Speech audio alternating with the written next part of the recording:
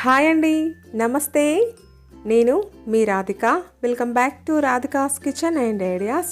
ఈరోజు మన ఛానల్లో అరిసెలు ఎలా ప్రిపేర్ చేసుకోవాలో డిఫరెంట్ టిప్స్తో చూపిస్తున్నానండి.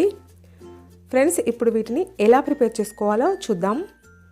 ముందుగా 1 కేజీ బియ్యంను తీసుకొని 10 నుంచి 12 గంటలు నానబెట్టుకోవాలి. ఇలా నానబెట్టుకున్న బియ్యంని ఇందులో నుంచి వాటర్ అంతా తీసేసుకొని ఇలా ఒక క్లాత్లో వేసుకొని వాటర్ అంతా తీసేసుకోవాలండి. ఇందులో వాటర్ అంతా కిందకి వెళ్ళిపోయిన తర్వాత వీటిని మనం మిల్లులో వేసుకొని మంచిగా పిండి పట్టించుకోవాలి. ఆ తర్వాత మనం అరిసెల పిండిని రెడీ చేసుకున్న తర్వాత ఒక పెద్ద మిక్సింగ్ బౌల్ తీసుకొని అందులో ఒక స్ట్రైనర్ని పెట్టుకోండి. ఇలాంటిదైతే మనకు పిండి అనేది సాఫ్ట్గా పడుతుందన్నమాట. ఇలా పిండిని కొంచెం కొంచెం వేసుకుంటూ దీనినంతా ఈ విధంగా జల్లించుకోవాలి.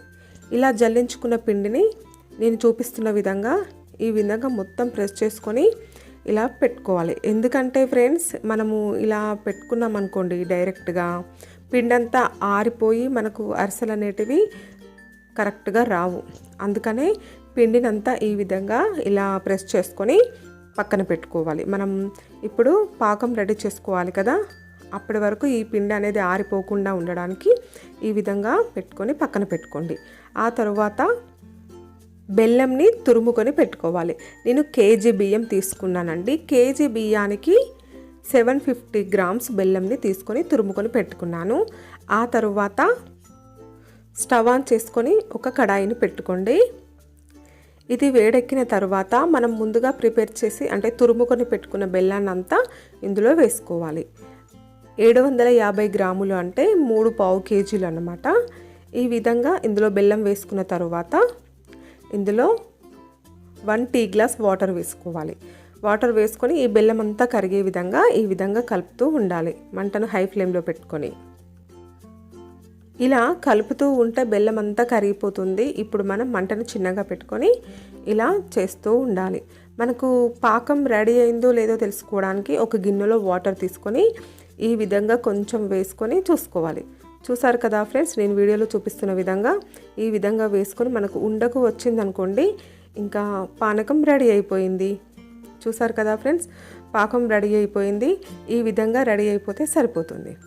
ఇప్పుడు మనం పిండిని కొంచెం కొంచెంగా వేసుకుంటూ ఈ విధంగా తొందరగా కలుపుకోవాలి. ఇక్కడ ఉండలు లేకుండా కలుపుతూనే ఉండాలి. సంక్రాంతికి అరిసెలు తప్పకుండా చేయాల్సిందే కదండి. ఈ విధంగా ఈజీగా ప్రిపేర్ చేసుకోండి, పర్ఫెక్ట్గా వచ్చేస్తాయి. ఇలా కొంచెం కొంచెం పిండిని వేసుకుంటూ కలుపుతూ ఉండాలి. ఇప్పుడు పిండి అంతా కలిసిపోయింది కదా, ఇందులో 2 స్పూన్లు నెయ్యిని వేసుకోవాలి. 1 స్పూన్ ఏలకుల పౌడర్ని కూడా వేసుకొని ఈ విధంగా కలుపుకోవాలి. ఈ నెయ్యి అంతా ఇందులో కలిసే విధంగా కలుపుకోవాలి. ఇప్పుడు కలిసిపోయింది కదా, స్టవ్ ఆఫ్ చేసుకొని దీనిని మూత పెట్టుకొని పక్కన పెట్టుకోవాలి. ఆ తర్వాత మనం చపాతీ చేసుకునే పీట పైన ఇలా ఒక కవర్ని పెట్టుకొని దానికి కొంచెం ఆయిల్ అప్లై చేసుకొని ఈ విధంగా నిమ్మ సైజ్ అంతా బాల్ని ఒకటి చేసుకొని ఈ విధంగా ప్రెస్ చేసుకోవాలి. మరీ లావుగా కాకుండా మరీ పల్చగా కాకుండా ఈ విధంగా ప్రిపేర్ చేసుకోవాలి. చూసారు కదా ఫ్రెండ్స్, ఈ విధంగా ప్రిపేర్ చేసుకున్న దాన్ని ఇప్పుడు మనం డీప్ ఫ్రైకి సరిపడా ఆయిల్ వేసుకొని కంచులు పెట్టుకున్నాం కదా, మంటని చిన్నగా పెట్టుకొని ఇప్పుడు మనం దీనిని ఆయిల్లో వేసుకొని ఈ విధంగా డీప్ ఫ్రై చేసుకోవాలి. ఏంటంటే మనము మంటను హై ఫ్లేమ్లో పెట్టుకొని డీప్ ఫ్రై చేస్తే ఏంటంటే మనకు తొందరగా అరిసె అనేది మాడిపోతుందన్నమాట. అందుకనే లోపల అనేది కాలకుండా బయట మాత్రమే కాలి అంత టేస్టీగా రాదు. అందుకనే మంటను చిన్నగా పెట్టుకొని ఈ ప్రాసెస్ని కంటిన్యూ చేయాలి. చూసారు కదా ఫ్రెండ్స్, ఈ విధంగా మనం డీప్ ఫ్రై చేసుకోవాలి అరిసెను. ఈ విధంగా డీప్ ఫ్రై చేసుకున్న తర్వాత మనం దీనిని తీసుకొని ఈ విధంగా ప్రెస్ చేసుకోవాలి.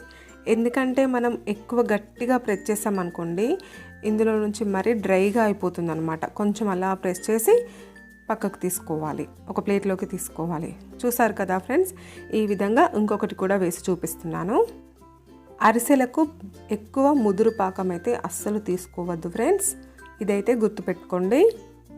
మళ్ళీ బియ్యం 10 నుంచి 12 గంటల వరకు నానితే మనకు అరిసెలు ఎంతో రుచిగా వస్తాయి.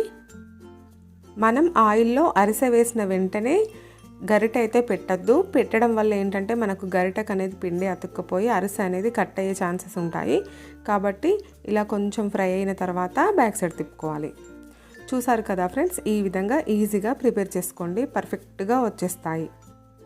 ఇలా తీసుకొని కొంచెం మెల్లిగా ప్రెస్ చేసుకోవాలి. ఇందులో నుంచి ఆయిల్ అంతా బయటకు వచ్చేస్తుంది. చూసారు కదా ఫ్రెండ్స్, ఈ వీడియోని మీకు గనక నచ్చినట్లయితే లైక్ చేయండి. మీ ఫ్రెండ్స్ అందరికీ ఈ వీడియోని షేర్ చేయండి.